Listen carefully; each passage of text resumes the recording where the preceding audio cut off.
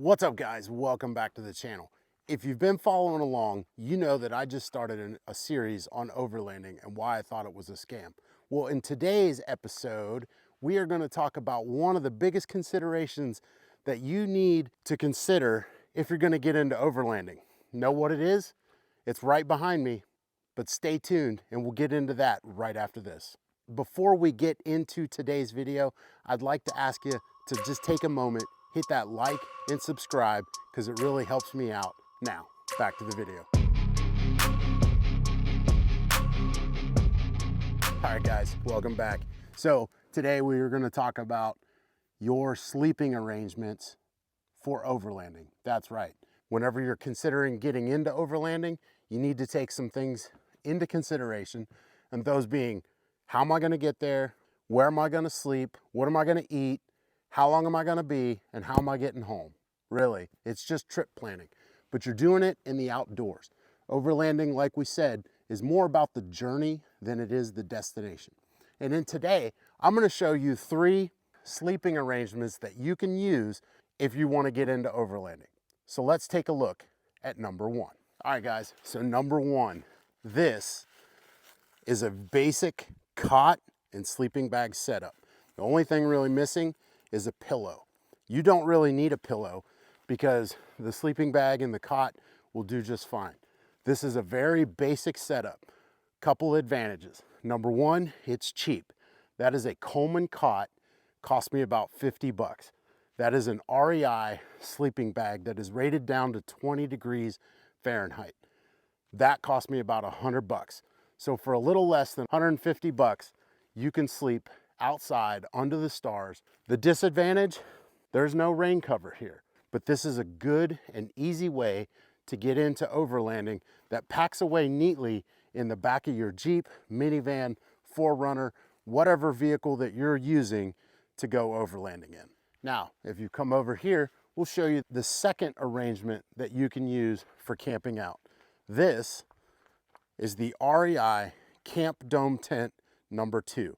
This is a 2-person nylon tent. This is really a backpacking tent. It was quick to set up, easy to carry. It all fit into a bag. I have the footprint here. This is basically just a tarp that goes underneath to keep it from getting wet. And then you see my sleeping bag on the inside there. This is how big it is. It'll fit 2 people. I just kind of threw it in there, but you can tell that you can definitely get 2 people. So the cost of this, I think I want to say I spent about $149 on the tent itself, $29 or $39 on the footprint. But again, that's just a basic tarp. And then you already know I spent about 100 bucks on the sleeping bag. If you wanted an air mattress, then you're going to have to spend some money on that. But again, not cheap, not expensive. For a little less than 300 bucks, you can carry this in a container inside your vehicle. You can always have it ready to go, and it'll keep you out of the elements for the most part. What I don't have set up is that rainfly, but it is available to set up, and it doesn't take much longer than what you saw in the time lapse there. The disadvantage of this is that you're on the ground, and you do kind of have to find a level spot, but it is a relatively cheap and easy option, something that you can carry with you whether you're backpacking, riding a 4-wheeler, or driving somewhere if you want to get into overlanding. And the third option, this is by far the most expensive option. This is the rooftop tent that mounts on the back of my Jeep Gladiator onto the Bedrack. This is the Walkabout 72 from 23-0. It is 72 inches long and about 5 feet wide. This is the most expensive option. Cost about $2,000 to get into, and this is a very outdated tent. A lot of the newer ones that are hard shell, very waterproof, that pop up real easy, they are a lot more expensive, almost twice as much. It's because you don't need this. It is very convenient. It is very nice because it is always mounted on my Jeep. I don't have to take it off. And as you can see, it is very spacious, it's very big. I can set up in there, I can have my power station, I can have a laptop computer, and I can watch movies or whatever, or I can do some video editing inside of the tent as I'm camping out here, or I can just go to sleep. It fits about 3 people, nice and cozy. It is very much waterproof, and you are very much off the ground. So you don't have to worry about critters getting up in there.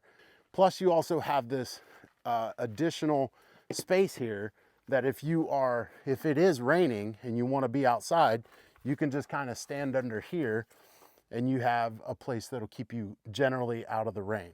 I wouldn't necessarily worry about getting into this if you're just gonna do 1 or 2 overnighters a month. But if you're gonna do a week, then this is definitely worth the money. But again, like I said, it is very expensive and you probably do have to save up to get it. But it is definitely not necessary, so don't think that it's necessary. All right, guys, thanks for joining me today. That'll do it for today's episode, where we talked about your sleeping arrangements when you're going overlanding. As I hope I gave you a couple good options on things that you can incorporate or go out and purchase if you need to purchase anything. But if you're overlanding, I would totally suggest you go out and buy the cot or the tent, the ground tent, because they just make life a lot more enjoyable. If you have the money and you want to splurge, the rooftop tents are available. A lot of companies make them, and they are wonderful products. They are a pretty penny to get into. Anyway, I hope you liked it. If you did, hit that like and subscribe, because it really helps the channel out.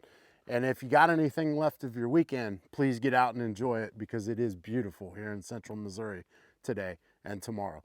And we'll see you next time on Jack Monkey Overland Adventure. I know you told your friend you're not okay, and tell me what's wrong and why you never said you